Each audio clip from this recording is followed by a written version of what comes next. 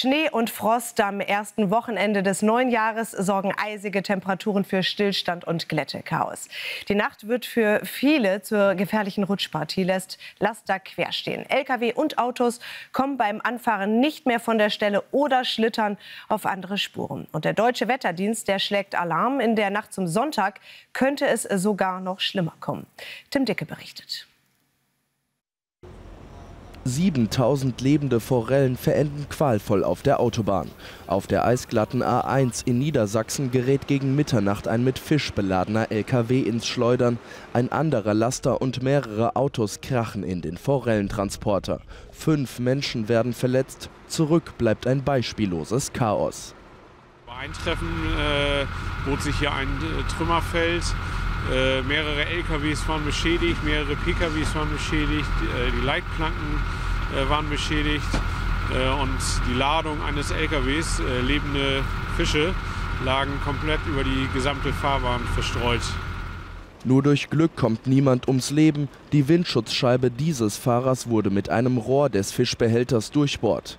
Zudem droht ein Sauerstofftank zu explodieren. Feuerwehrleute in Spezialanzügen öffnen ein Ventil, können so die Katastrophe verhindern. Mit 16 km/h geht es derweil im Harz gerade noch so voran. An mehr ist kaum zu denken. Wer überhaupt vorwärts kommt, kann sich glücklich schätzen, denn für viele Autofahrer geht nichts mehr. Ich fühle mich beschissen, weil wir zwischen Drübeck und Ilsenburg stehen. Eine Eisfläche ist, keiner kommt voran und wir hier feststecken. Hast du das erwartet, als du losgefahren bist? Nein. Willst du noch mal losfahren? Nein, ich würde nie wieder losfahren. Nie wieder. Ich wollte doch nur kurz nach Drübeck und wieder zurück. Und jetzt stehe ich seit einer Stunde hier rum. Winterdienst, Feuerwehr und Polizei versuchen, die Situation unter Kontrolle zu bringen. Doch selbst Streufahrzeuge kämpfen mit den glatten Straßen. Die Autofahrer sind genervt. Typisch von Harz mal wieder eigentlich völlig unvorbereitet. Es kam wieder von jetzt auf gleich und naja, keine Reaktion von der Stadt. Man kann den Fahrern der Schneeflüge keine Vorwürfe machen, aber wie gesagt, für die Region eigentlich traurig vorbereitet. Auch in anderen Regionen sorgt der Wintereinbruch für Chaos. In Niedersachsen stirbt ein 25-jähriger Fußgänger nach einem Frontalcrash. In Rostock landet ein Bus im Straßengraben. Und auch hier auf der A2 geht es, wenn, nur langsam voran.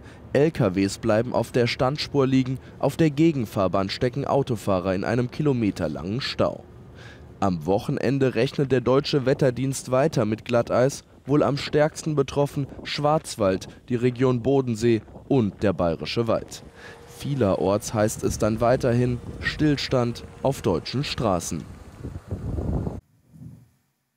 Und genau in eine dieser Regionen wollen wir nun schauen. Thorsten Kremers ist für uns unterwegs im Ortenaukreis in Baden-Württemberg. Hallo Thorsten, in der kommenden Nacht droht also auch bei euch das totale Glättechaos. Wie bereitet sich denn der Schwarzwald darauf vor? Also momentan sieht es ja noch recht beschaulich aus. Die Familien freuen sich noch mal raus auf die Ski- und Rodelpisten hier im Schwarzwald im Bereich Hinterzarten und im Hochschwarzwald.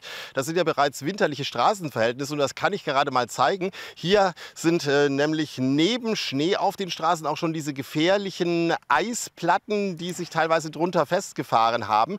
Und die werden natürlich zur Riesengefahr auf einigen Strecken. Und jetzt ist gerade vor wenigen Minuten auch eine Warnmeldung rausgekommen, nämlich von Baden-Baden bis Basel ist die Tauwetterwarnung aktiv. Das bedeutet, 40 Liter pro Quadratmeter können da an Tauwasser auf einmal auch noch zusätzlich auf die Straßen kommen und natürlich bei den Temperaturen aktuell weit unter dem Gefrierpunkt auch noch gefrieren und auch hier zur Rutschgefahr werden. Das bedeutet dann natürlich auch für die Autofahrer, möglichst vorbereitet zu sein. Also Schneeketten am besten mal mit in das Fahrzeug einpacken. Man weiß ja nicht, wo man irgendwo stecken bleibt und da vielleicht noch mal rauskommen möchte. Es kann sein, dass man sich auf längere Zeit im Auto einstellen muss, nämlich Decken, Getränke und auch ein voller Tank sind da hilfreich.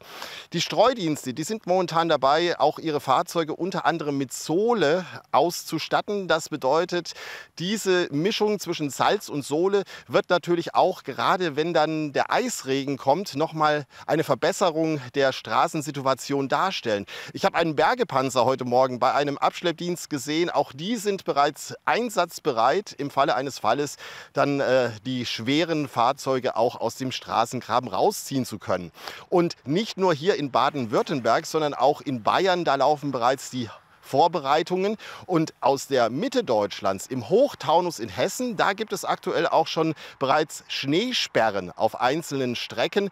Da kommen Autos mittlerweile auch nicht voran in den Höhenlagen. Aber bis heute Abend geht es natürlich dann auch richtig ab im Flachland bis zu 200 Meter Höhe. Da kann man sich schon mal darauf einstellen, dass da nicht nur an Schneeflocken was runterkommt, sondern auch noch gefrorene Straßen und Eis.